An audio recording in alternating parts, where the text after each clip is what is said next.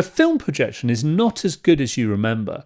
And before you burn me at the stake as a heathen, I lived through film. I went to the cinema in the 90s and the noughties before digital came out and made it good, and watched terrible projection on film. And a lot of the time it was plain bad. And I'm here to talk about it. Even though so many people now fetishize celluloid, placing it on a platform saying that, oh, you cannot beat the analog warmth of film, the beautiful grain, the beautiful colours. I've heard this before with vinyl snobs. Wonderful. But they're ignoring many issues. And it's a pertinent topic now. You go like, why? Surely cinema's converted to digital and now we've got smartphones and vapes and iPads. What are you talking about? 30-year-old projectors? Well, lots of cinemas are reinstalling film projectors. There's a lot of hype around movies on celluloid. I suppose it's a way to try and get bums on seats. And, you can't look at an independent cinema's Twitter feed without seeing video clips of projectionists lugging prints of the Odyssey around and demonstrating how important they are for screening it on celluloid. The future is digital, and I, for one, embrace it for these reasons. It's often difficult to compare film and digital because they're different technologies with different advantages and disadvantages. The main advantage with digital is it has this ability to make perfect copies of itself. A digital file can be replicated as many times as you want, and those copies are exactly the same copies. They're easy to distribute electronically over the internet, which is great for cinema because you want to make a copy of your movie and then send it out to 1,000 screens, and all those screens would be showing exactly the same version in the same quality. So if it was shot on a 4K camera, it'd be post-produced at 4K. The image that hits the screen on a 4K projector would be 4K. It's not the same with film, and there's a lot of conversation about how much resolution film has and commentary about it often being higher resolution than digital, that 35mm is 6K. I'm not sure that it is 6K, but even if it's 4K in camera, you're not seeing that projected, because what happens with film is you have to make copies again for the audience, but every time you make a copy of a film, you degrade the image. It's basically like making a photocopy. So if you've got a document that you want to share and you photocopy that document, the copies are going to be imperfect. They're going to be what we call a generation down, and they're going to pick up additional flaws in the image. They won't be as sharp. The colors and contrast would be slightly off. It's exactly the same thing with film. So you might have a beautiful 4K plus pristine image on the camera negative, but when it's been copied down multiple generations to get to release print, and often it's as many as 4 generations, so there's 4 generations of copies getting it to release print, much of that original resolution will be degraded.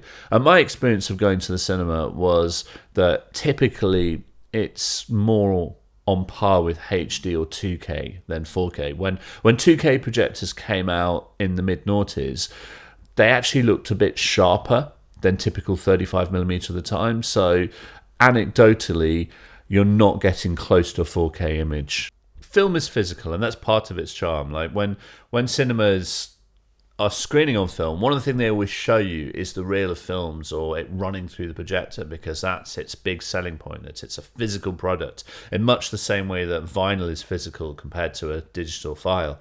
But a physical object has issues. Like, it's big, it's heavy, it's expensive to transport, and also it has to be handled by people, and this is where the issues come in.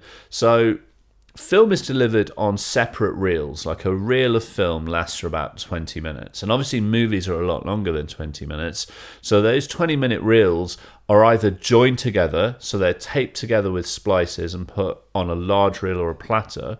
And those joins are visible in the cinema. Like, if you've ever seen a film projected on a platter, every 20 minutes there'll be a bump as the join goes through. You can see it on screen. You can often hear it. It's distracting. Or some cinemas do what's called a changeover projection system, where they have 2 projectors and they thread the first roll on projector 1, and 20 minutes later there's a cue mark, like a visible black circle on the screen pops up, and the projectionist observes the cue and switches seamlessly from projector 1 to projector 2. and then the rest of the film runs on projector 2 for 20 minutes till the cue mark comes in, and then it switches back to projector 1, and basically the projectionist alternates between projectors. The issue with that is, well, once you've seen the cue marks and someone's pointed them out to you, you can't unsee them. They'll always be there. You'll always notice them. And also, sometimes if the projectors aren't perfectly aligned, or they don't quite have exactly the same brightness, or there's issues with the prints, the actual images can be slightly mismatched, and you can sort of see a shift as it switches from projector to projector.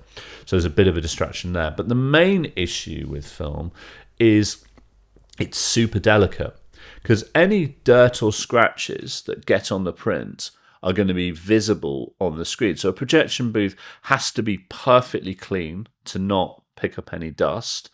And the projector has to be kept perfectly clean, because if it doesn't, any bits of debris that get in the system can scrape against the film print as it runs through and cause scratches, which are those black lines on the image. So those black vertical lines are physical scratches that are very visible. And if the platter system, if it's all been joined up and put on a platter, you can get diagonal scratches from when the film is pulled out of the middle.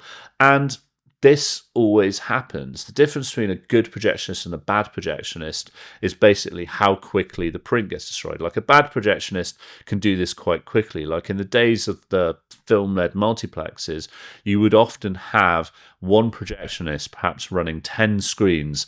So they're running around threading all the film prints, and then the prints would be run on timers. Like, the projectionists might not even be available to turn them on. They would just start automated.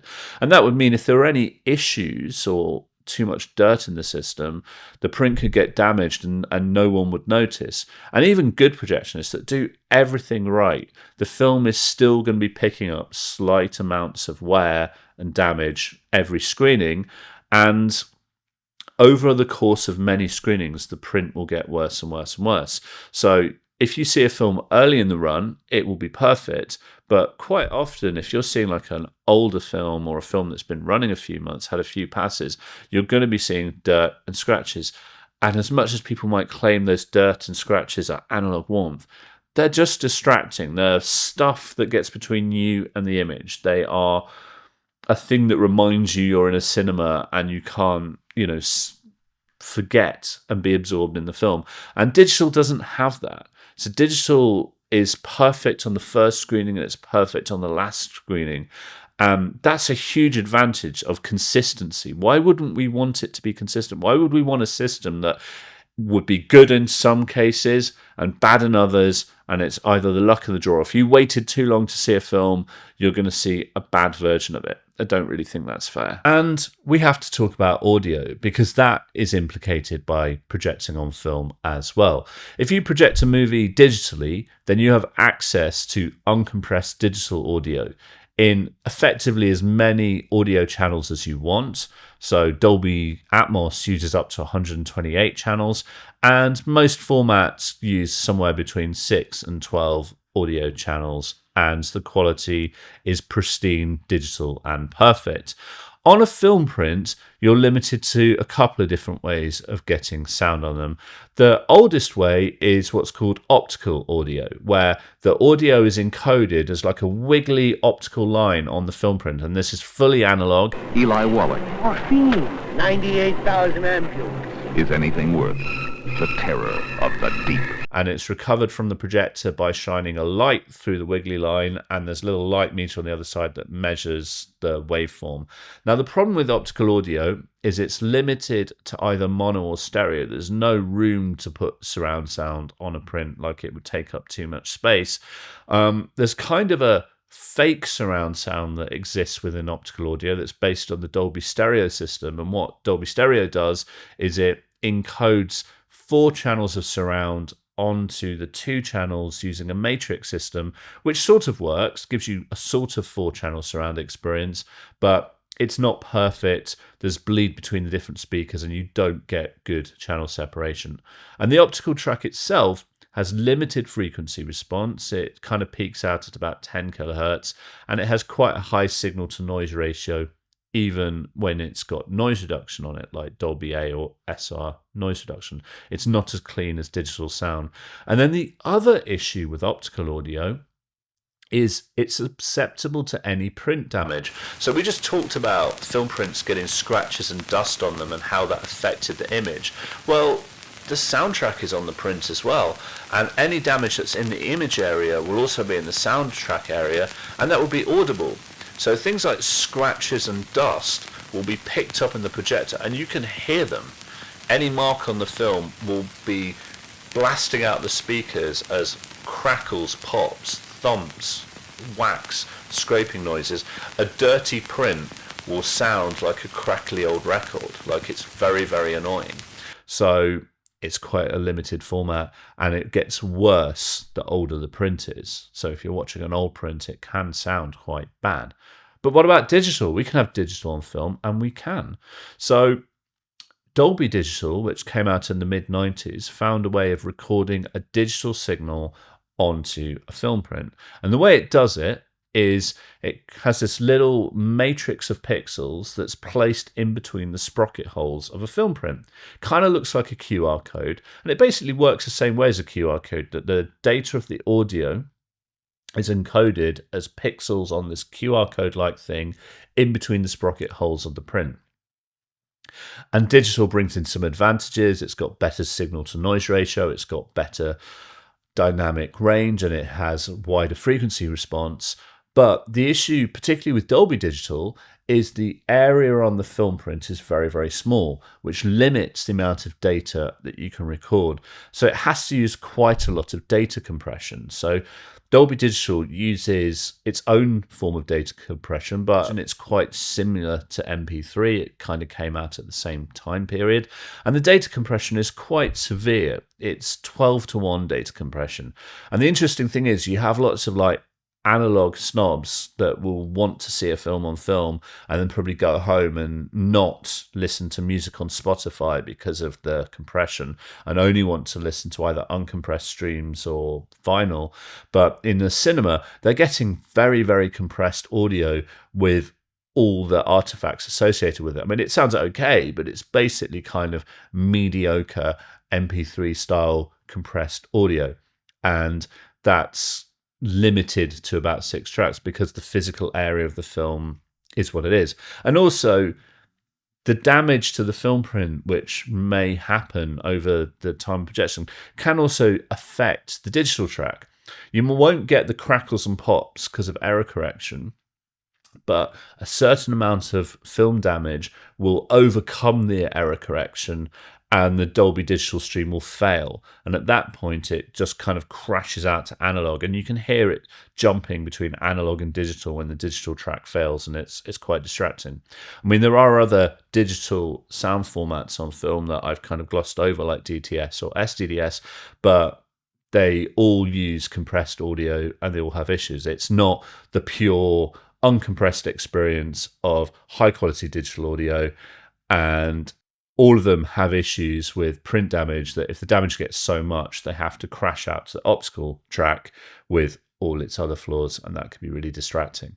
So I'm not saying all film projection is bad, because often it could be very good. Like if everything is dialed in perfectly, if the print is really good quality, if it's well maintained, if the projector is in good condition, if the projectionist cleans everything perfectly and everything's dialed, you would get a lovely experience with a great image on screen. It would still look brilliant, but it was super hit and miss. Like you might get that experience at a very high-end West End cinema, but many multiplexes would be cutting corners, having a projectionist run too many screens, and prints would get too damaged, and it would be uneven. And it would be about, rolling a dice when you went to the cinema. Like, is it going to be a good screening or a bad screening? And sometimes you get good and bad screenings at the same cinema. It was like there was no rhyme or reason for it. That you might see a perfect presentation or you might see a disappointing mess.